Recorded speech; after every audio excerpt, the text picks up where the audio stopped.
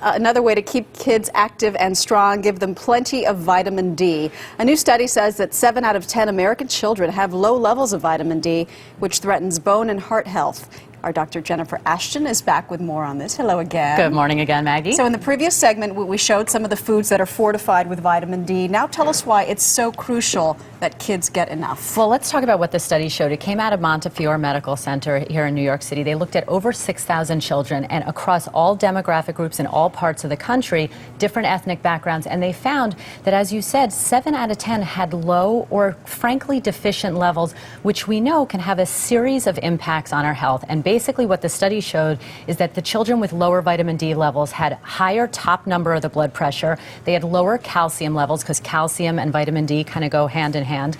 And they also had a lower HDL, which is the good cholesterol level. And the other thing that we're seeing a resurgence of, the study didn't show it, but rickets, which we haven't seen for years in this country, a weakening of the bones, we're seeing more and more of that in this country because children are just not getting enough. And remind us, you said it before, but how much is enough? Well, the American Academy of Pediatrics is saying 400 IUs or units a day.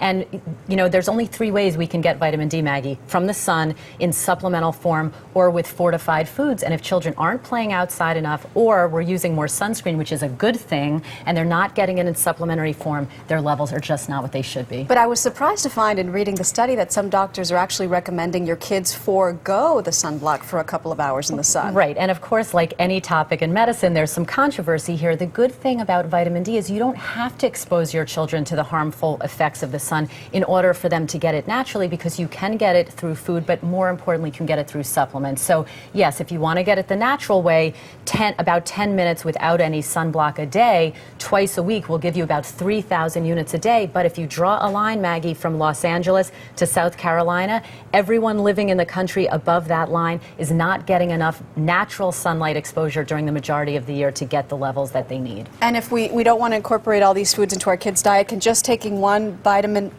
handle all your vitamin D needs? Absolutely, and I give my children are a little bigger, they're 9 and 11, I give them 1,000 units a day in supplementary form. They have, you know, they have vitamin D3 in the gummy bear form. Okay. You have to keep these away from kids because they look like candy, but one a day is perfectly fine. Dr. Jennifer Ashton, thank you. You bet, Meg.